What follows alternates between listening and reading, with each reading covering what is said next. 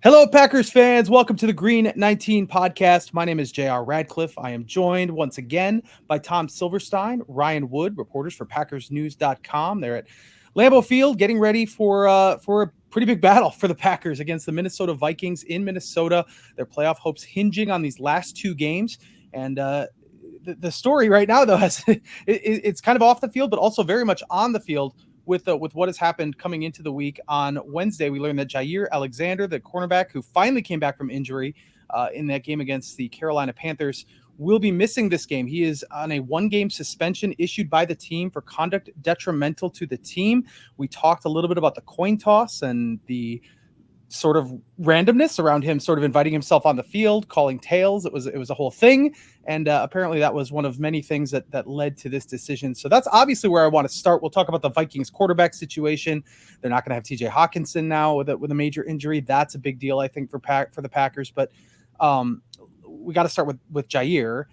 Tom, we talked about this. We talked about this after the game and made note of it. I mean, it wasn't a, sort of a story to just laugh off. But at the same time, I don't think we thought, or at least I didn't think this was coming.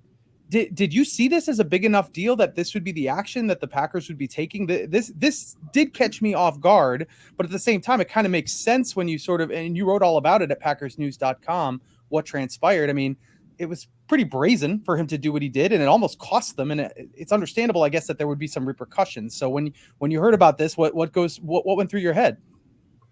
Yeah, I mean, I have to say I was surprised. I didn't expect him to be suspended, but I did wonder, this seemed to be pushing the envelope with him. He's kind of, it's all kind of, he's an independent spirit and different kind of guy, and everybody, kind of embraces that. But this was kind of dumping on his teammates even to go out and take part in the coin flip when really Quay Walker was the defensive captain. And so, I don't know whether he asked those guys whether he could go out there or what, but it really doesn't matter. Is it really that important that you're a captain in your hometown? You should be a captain when you earn it.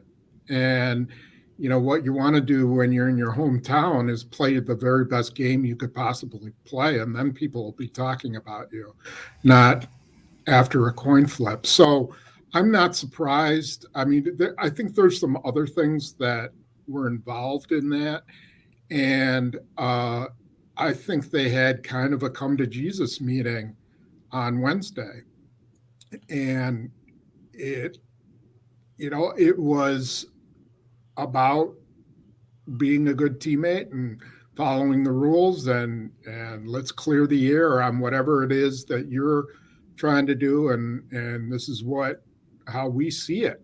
So we'll see. I don't know how the rest of it will play out. He's out of the facility for the whole week other than to get rehab. So his locker's like empty. And I don't, the players aren't talking about it, which kind of surprises me. I thought you'd see, no, I didn't think, but I would think you'd have some veterans who stand up and say, hey, rules are rules and everybody has to abide by them. And we love him, blah, blah, blah. But, there are rules and they decided a suspension was the best way to handle it. And so it just seems like everybody's ignoring it. And that's a weird thing to me. Ryan, I kind of want some background on what you know about how these captains' decisions work, because what Tom says sort of relitigates for me what happened last year when they decided not to have captains. And before that, when Alexander was upset that he wasn't named a season-long captain, it sort of seems like maybe that's connected. So I'd be curious to know what you know about that process. And also if there are specific things, because you wrote about this for PackersNews.com when he was suspended, if there are other things you think specifically built up to this that you know about or that are out there, are public knowledge, or if it's really just maybe behind the scenes stuff that we think has sort of accumulated over time. Yeah, as far as the captains things go, because this is the NFL's youngest roster, Matt LaFleur deviated from his normal protocol and decided not to have permanent season-long captains this year. They've been going with a week-to-week rotation, and it's determined on the week. And sometimes you'll see guys out there that represent the team for the coin flip that aren't their most prominent players on paper. Sometimes there'll be a player that played for the opponent at some point in their career. Sometimes it's whoever Matt LaFleur feels should be representative of the team for that week before the kickoff. And so that's been different. But everything else when it comes to Jaire Alexander, the three words that go through my mind is pattern of behavior. From a common sense standpoint, and Matt LaFleur said this himself, he said it's never one thing when asked if this was a culmination or strictly about what happened Sunday. He said it's never one thing. But from a common sense standpoint, there's no way that this was a one-game suspension, especially at this time of year, only for the coin toss. It's not logical. So it's been a pattern of behavior. This is not the first time Jaire Alexander has publicly said that he was disappointed with how captains not being a captain. When he a couple years ago, he was a captain, and then the next season they took a vote as a team, as they usually do, not this season, but usually in the past, and he was not selected by his teammates as a captain, and he acknowledged that he was disappointed. He took it personal that he wasn't a captain then. So this is not the first time. We also know, as Tom said, he's kind of a unique guy. He's a guy that, he's the one player in the locker room that when he has his weekly media session, which, by the way, he doesn't do every week, as is required by his NFL contract for all players, that you at least speak once a week. He hasn't done it every week. But when he does do it, he's the one guy in the locker room who regularly wears swag. He'll have the wrestle championship belts and the silly glasses and all this, which, whatever. That's entertainment, right? But it is very much, hey, look at me. It's very individualistic. And so when you have the same player go out and, as I think Spoon put it spot on, kind of give a thumbs down to his teammates. He's not voted as a captain. He's not selected or appointed as a captain this week. Three other players were. He's going to go out there and join him anyway. That's very individualistic. The other thing I know drew ire from this team was before New York, when he actually did give an interview, and he said, I'm not going to call myself a prophet or anything, but I called it. I said we'd win out. A couple weeks before, he was asked, how do you feel about the team the rest of the season when things were looking bleak? And he said, I think we're going to win out. And then he drew attention to that comment before New York. Again, very individualistic, not going to call myself a prophet, but I called it.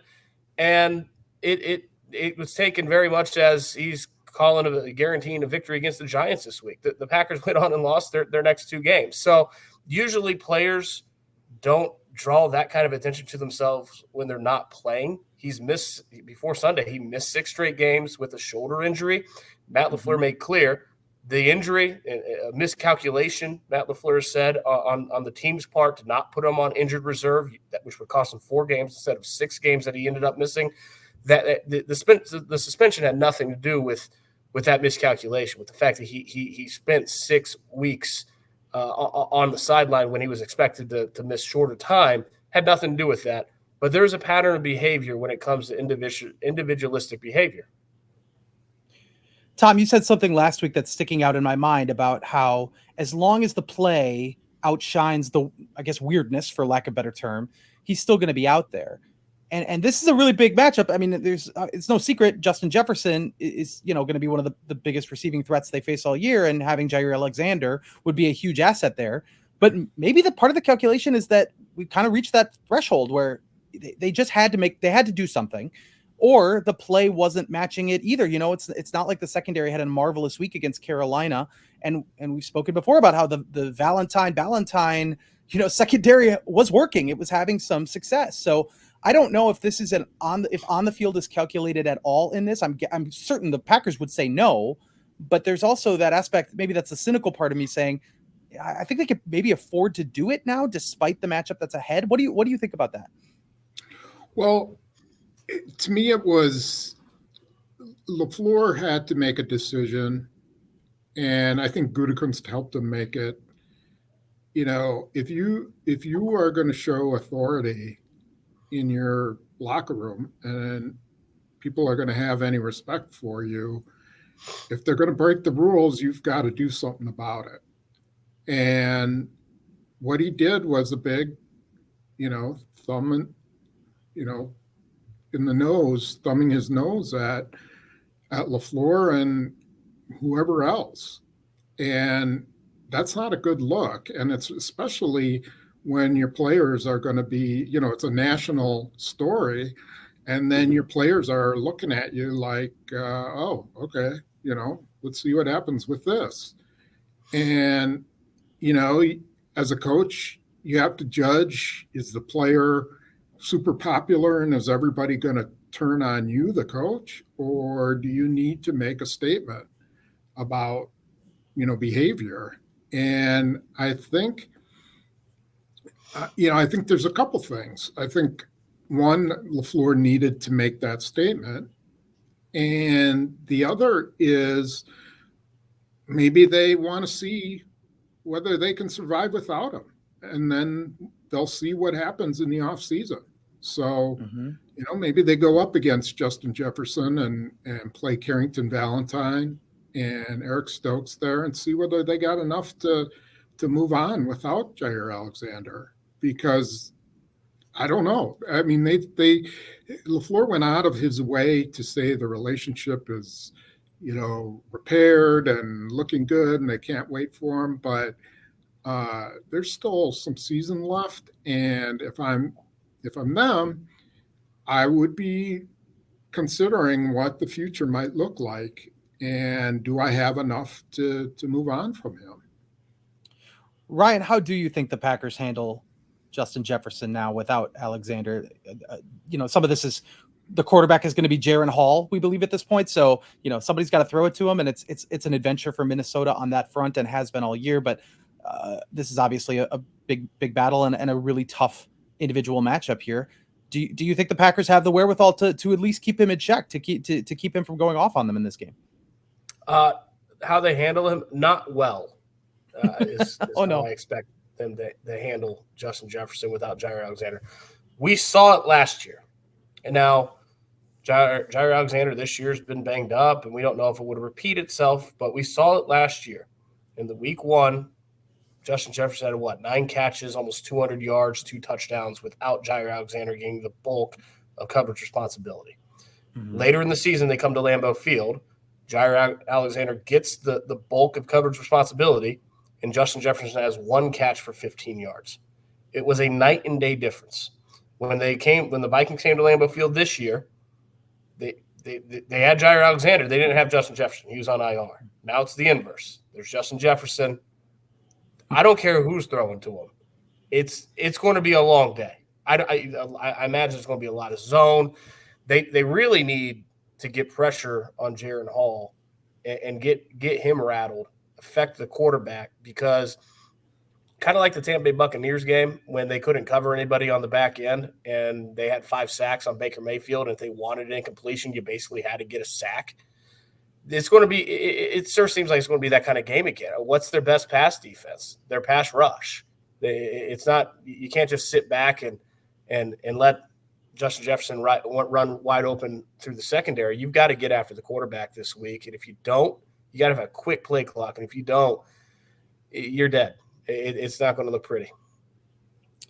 Tom, what do you know about Jaren Hall? I confess to knowing very little. I mean, Nick Mullins had a crazy week passing the ball last week, but great yardage count, but 4 interceptions, and they just had to make a change. Hall came in later in that game and is now going to be the starter. Do you know anything about him and how he might match up against the Green Bay Packers?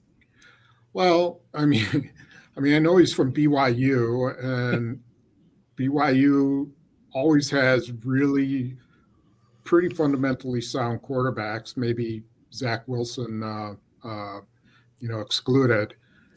But he's really he had the one game where he came in. Well, he came in for Kirk Cousins in the game against the Packers and really didn't have much of a chance to do anything. And he played for a little bit, and didn't Dobbs replace him? I think he suffered a concussion against Atlanta. And then Dobbs came in and, threw like 17 touchdowns or something like that. So I think he was doing pretty well against Atlanta when he got hurt. At this point, they have to do something different. I mean, Nick Mullins has thrown 6 interceptions in 2 games. Even if he threw for 411 yards on Sunday, he was just chucking it up. And Jefferson did everything he could to keep them in the game. But, you can't have a quarterback turning it over like that. So I think Hall will probably be more protective of the ball. And given the way these things have gone for the Packers, he'll probably be the NFC Player of the Week on Monday. Oh, no. That's pattern of behavior as well, Spoon. Ryan, what about the Packers, the players that they'll have available? We can go to the offensive side. I know that Christian Watson and Dontavian Wicks did not practice again on Thursday. That bodes poorly, particularly for Watson. I don't know if you have a sense on either one of those guys. Jaden Hall is back, so like they're at least getting maybe a little bit healthier. I don't know, but Jaden Reed, I said Jaden Hall, but Jaden Reed. What's the sense of the guys that are going to be available for the Packers on Sunday?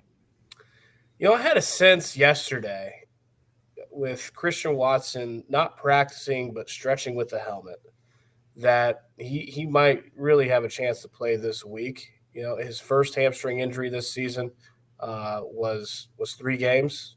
This one, he's missed 3 games. I still, God, I don't know. If there's ever a week that you put him out there, even if he's not 100%, it'd be this week. You got to win this game, and having Christian Watson's huge. I don't know, but there's a fine line to that, right? If he can't protect himself, he can't protect himself. You don't play no matter who or what you're playing for. Matt LaFleur said that Friday's practice is going to be important, that they probably need to practice Friday, both Christian Watson and Dontavian Wicks, in order to play. So all eyes are going to be on that.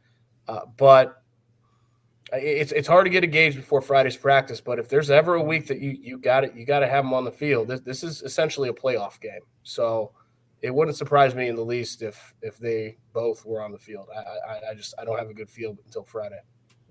The Vikings will be banged up too. TJ Hawkinson lost for a long period of time with ACL, MCL injury last week. On the surface, that's a big deal, especially for, I guess, historically, it seems like tight ends, especially in the NFC North, have had big games against the Packers. So that's one matchup they don't have to worry about. Tom, do you think that's a big deal? Because I could see any tight end having a strong game based on how they scheme it.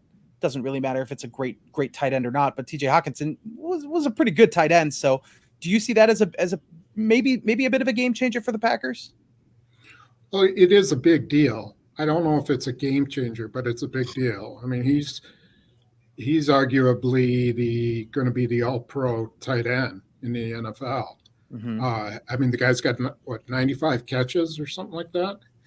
He's the real deal, and he can block, and he will punish you for putting too much energy into stopping Justin Jefferson. So that is a very big deal for him not to be there. And I know Jordan Addison is banged up a little bit too. Right. That could affect how they play it as well. But you take a guy like that out, and you can't help but think it's going to hurt their offense. Where I think it could really affect them is in pass protection and their run game. So, they have to figure out, can they keep a guy in?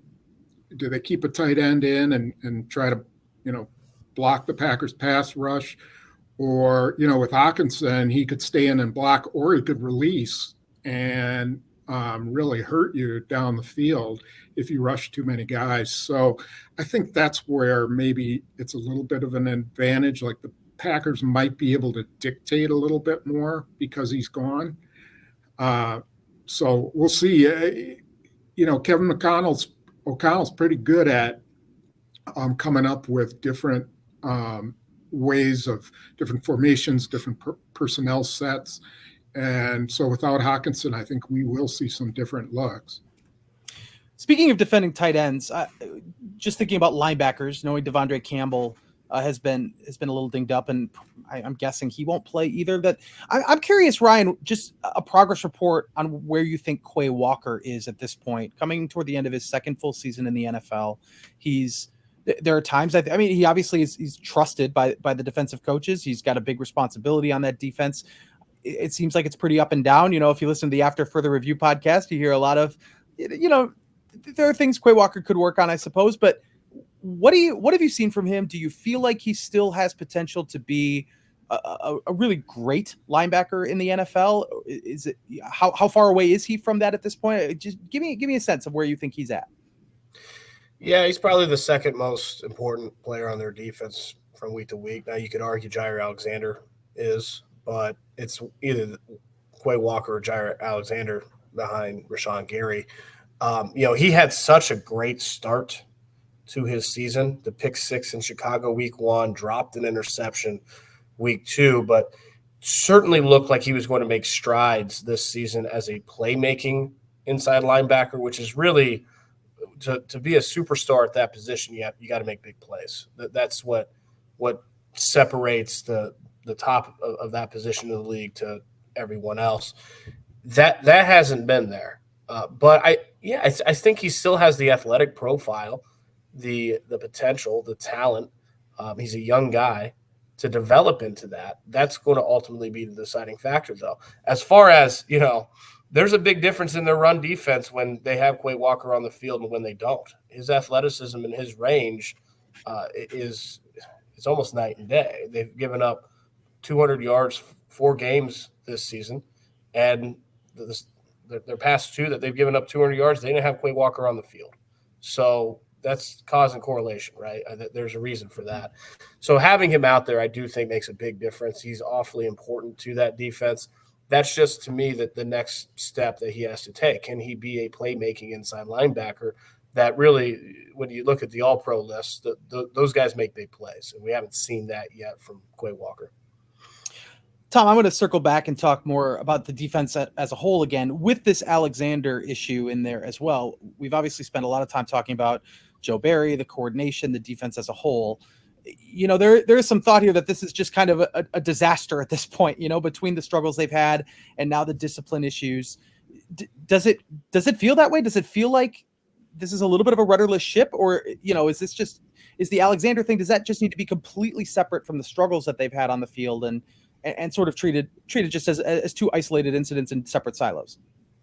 No, I think it's all part of the defensive mess that they've got.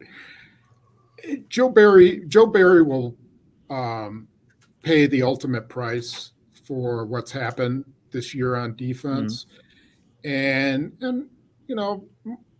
rightly so. It's just going to be the right move. But he is by far not the only problem with the defense. I mean, I think they've got some players who are not good fits in certain areas. You talk about Quay Walker, and he's a dynamic guy, sideline to sideline. He's tough, he's physical, but you put him in zone coverage and he is lost. He is like a lost puppy. He does not know how to play zone. I don't think he ever did in college. I think they just told him, go run with the tight end or something like that.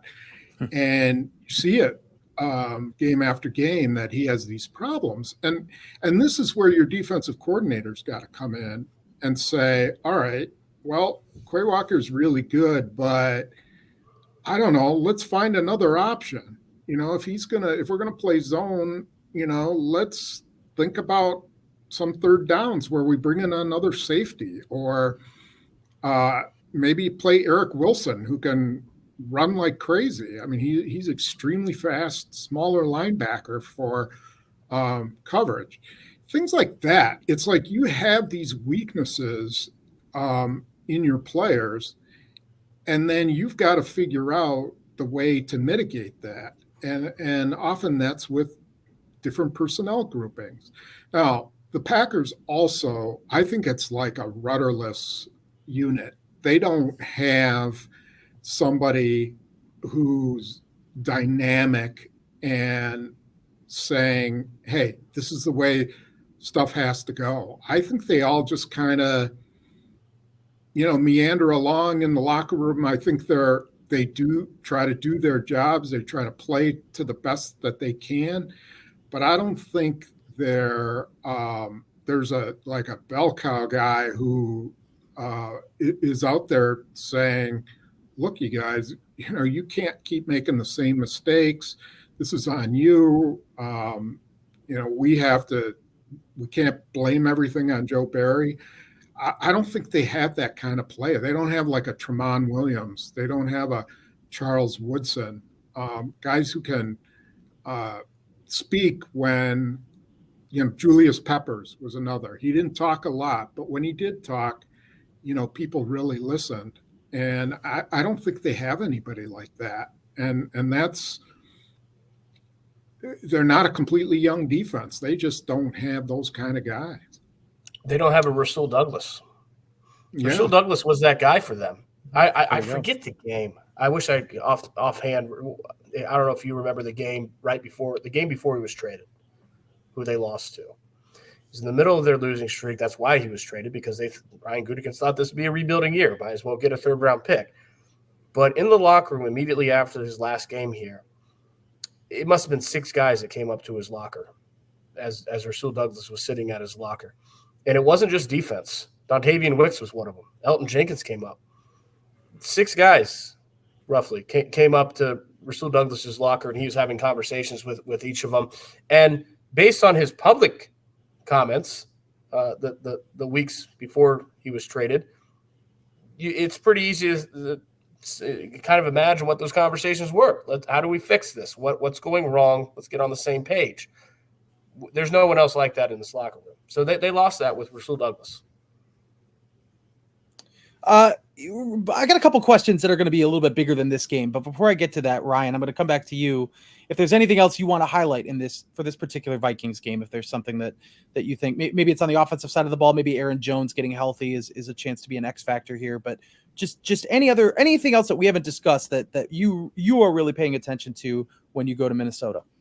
No, that's exactly what I was going to say. Is Aaron Jones being healthy is huge in this game, because their best pass defense is going to be rushing the quarterback. But short of that, their second best pass defense is going to be running the ball and controlling the clock. And having Aaron Jones enables that. We saw just how big of a difference he can make in that offense in Carolina. Having him healthy and fresh this time of year, it's been a really frustrating year for Aaron Jones. He's 29 years old now. He's an old running back. Old running backs break down.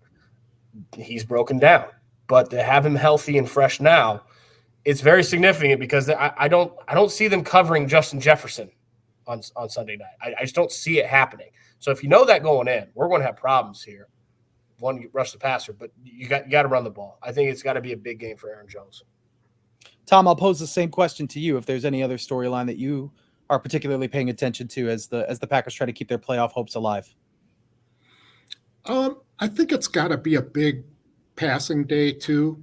I think Jordan Love's got to really spread his wings a little bit. They're going to come after him, I assume. Brian Flores blitzes a lot. Mm-hmm. I don't think they overwhelmed him the last time, but the offense just wasn't very good. And they're in a different place now. They really need Jaren Reed back. So if Reed can play, and if they can get Musgrave back, which I think is a real possibility, I think you'll see Jordan Love. I think he could pass quite a bit in this game, and maybe just spread his wings a little bit more. It's tough that he doesn't have Wicks, because Wicks is really a reliable guy. But, Bo Melton came through pretty well. Dobbs came through for him. And then if he's got that 2 tight ends, what I really want to see is how LaFleur uses those 2 tight ends, assuming Musgrave plays. To me, that's going to be the most interesting part about the entire game is, okay, how does he use 2 guys who can get open or proved that they can get open, and how often does he use them together, and how does he do that? So that's what I'm going to be looking at in particular. And, I just expect Love not to be intimidated and to kind of go at a secondary that's a little bit banged up, and probably playing 3 safeties like they do a lot. I think there's some room for him to do some damage.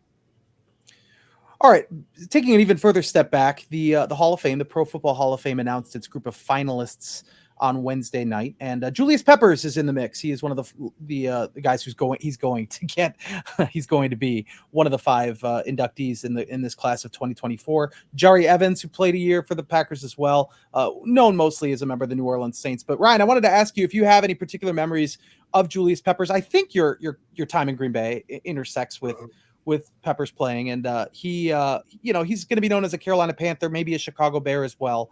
But he did have, he had a few seasons in Green Bay. And my favorite thing about him is when they tried to run a play for him where he was an eligible receiver and dropped what would have been a touchdown. Nobody liked that play. I liked that play. I thought it was hilarious, and I really wanted to see it. But what do you remember about his presence in Green Bay and kind of where he was at that point in his career?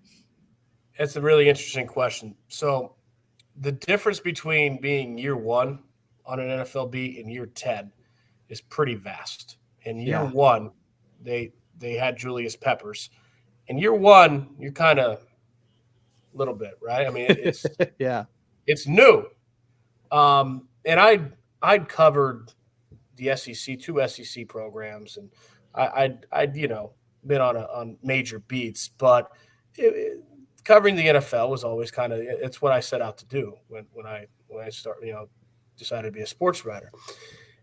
Of all the players that I've ever covered, there's only one, and I don't know year 10 if I don't think I'd still have this type of effect on me, but there's only one that ever really put me in awe, and it wasn't Aaron Rodgers. I mean, some of the things Aaron Rodgers did were absolutely spectacular. Obviously, he's a first ballot Hall of Famer for a reason. But the only player that I've ever covered that put me in awe is Julius Peppers. And it's just – I remember the first time standing next to him at his locker, and the guy played power forward at North Carolina. He was a big-time basketball player as well. My thought was, he's different. Like, humans aren't built like this, He's towering. He's chiseled muscle, almost like a Greek god, right? That was kind of in my head. This dude is a different human being. So that's kind of my first impression of being around Julius Peppers and kind of that young phase of my career and just kind of being in awe. But as far as plays, he had, I think it was a pick 6, but I'm sure you remember it too. You might correct me if I'm wrong, but I think it was maybe week 4 of that 14 season. They had the Vikings. It was a Thursday night game. And I think that he intercepted the pass. I don't know if it was a pick 6, but he had a good return. And for a guy of his size, he looked like a running back. Mm-hmm. It was unreal the way that he moved with the football in his hands. I mean, he was a playmaking defensive player, not as a corner or a safety, but as an edge rusher. That's rare. You don't see a lot of guys like that. Obviously, he could rush the passer. Had every quality you'd want as an all-time great pass rusher, but he was more than that. He was a playmaking edge rusher. You don't see that a whole lot. So when my career's all said and done, I'll say the one person that I ever covered, one player that kind of left me in awe was Julius Peppers. Packers could have 3 Hall of Famers, technically, because if Jaire Evans goes in, Steve McMichael could also get voted in as a member of the seniors committee. He, of course, is primarily known as a Chicago Bear, played one kind of unspectacular season in Green Bay, but it's possible they could have 3 guys on the Hall of Fame inductee list. Tom, I want to go back almost to Steve McMichael's era. I think that's 94 because I want to go back to 93. The Lambeau Leap turned 30 this past week. We wrote a lot about it, PackersNews.com. I know you've forged a great relationship with Leroy Butler over the years. He's on our site doing X's and O's with you every week. I don't know if you specifically remember that game. That was actually my first Packers game as a young lad. I 12 years old, sitting in that end zone, freezing my tail off against the Raiders. I was bitterly unhappy. I did not know he had jumped in the stands. I did not appreciate the moment because I wanted to get out of there as fast as possible. That was a big game for them in the playoff chase in 1993 for them to win against the Raiders. I don't know if you have any particular memories of that game or anything stands out about it. The other thing that I've kind of noticed is that we haven't seen a lot of Lambeau Leaps. They're kind of, I don't know if they're going the way of the dinosaur, if they're fading a little bit. You see them here and there, but they're not as prevalent, I guess, as they used to be. So that's just one thing I've noticed. But if I say Lambeau Leap, I'm curious what your association is with that and with that moment back in 1993. Yeah, I was there. Before I go into that, I wanted to give you my memory of Julius Peppers. Let's go. Yeah. Yeah, it was the 2014 NFC Championship game at Seattle, when they had the chance to go to the Super Bowl, and Morgan Burnett picked off Russell Wilson across the middle, and he was headed for a touchdown. I'll never forget it. And Julius Peppers told him to get down and slide and give himself up, because they thought that had like clinched the game. I'll never forget that. It was probably the worst move Julius Peppers ever made because he would have been in a Super Bowl if Morgan Burnett had just taken that ball and gone. If it had been Sam Shields, he would have run right through that stop sign and gone. Or Jaire Alexander, for that matter. Yeah, or Jaire Alexander. But Morgan Burnett wasn't thinking, and Peppers wasn't thinking either. And there's so many things cost them the game, but that would have put the game out of reach. And so that I'll always remember that. It was quite the decision. I believe that was the No Moss single. Go ahead, Ryan. Spoon, real quick. What I always kind of gathered from that moment was, if it was Sam Shields, maybe he runs through the stop sign. But on that defense, if it had been almost literally any other player that puts up the stop sign in that moment, Morgan Burnett doesn't slide. He goes. But that it was Julius Peppers. It was a tremendous reflection of the influence. As a guy who didn't talk a lot, but the influence that he had on that defense. When Julius Peppers spoke, you listened. When he told you to do something, you did it. That was who he was. And that's the one time he shouldn't have. It's so true. Ran right by him, get out of my way. I'm going to the end zone. Oh, no. He didn't think that Brandon Bostic wasn't going to get the onside kick, but a lot had to go wrong. A lot did. But it would have changed Brandon Bostic's life. Trust me. Yeah. If he had gone in for that touchdown. As for the Lambeau Leap, I was there, and I'll never forget the part I remember is it was just so cold, and the Raiders just didn't show up. They got off the bus, and I'll never forget. I was sitting not far from Al Davis, and he sat in the press box, and kind of like Ron Wolf did. And he was so mad. He was just irate. I forgot what he said, but it was something about, like trading everybody. He just couldn't believe they didn't show up for this game. The cold, they didn't want to be there. And it was just, a total blowout. I do remember Leroy jumping into the stands. I don't remember it being like a big deal for quite a while. I think it wasn't until Robert Brooks started doing it that it took off. But it was, it was like the final, they were piling on basically in points. The game was won already, and they were just having fun. So Mhm. I do remember that. The thing I'll say about why you don't see the Lambeau Leap as much anymore is because of the rules they put in about how much time there is before you have to kick the extra point. So a lot of times, if it's like a tight end, he's got to get back on the extra point team. Yeah. And if they don't, they get a delay a game warning. And so some of those guys have decided not to do it. Tucker Kraft, you would have thought he'd be the guy to go running in there, but he's got to be in there and block on the extra point. So I think that's some of it, why they don't do it as much. Maybe they don't like getting beer poured on them too. Yeah. Gross. Yeah.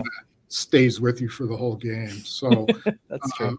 But it was, it was something that, at the time it wasn't called the Lambeau Leap or anything like that.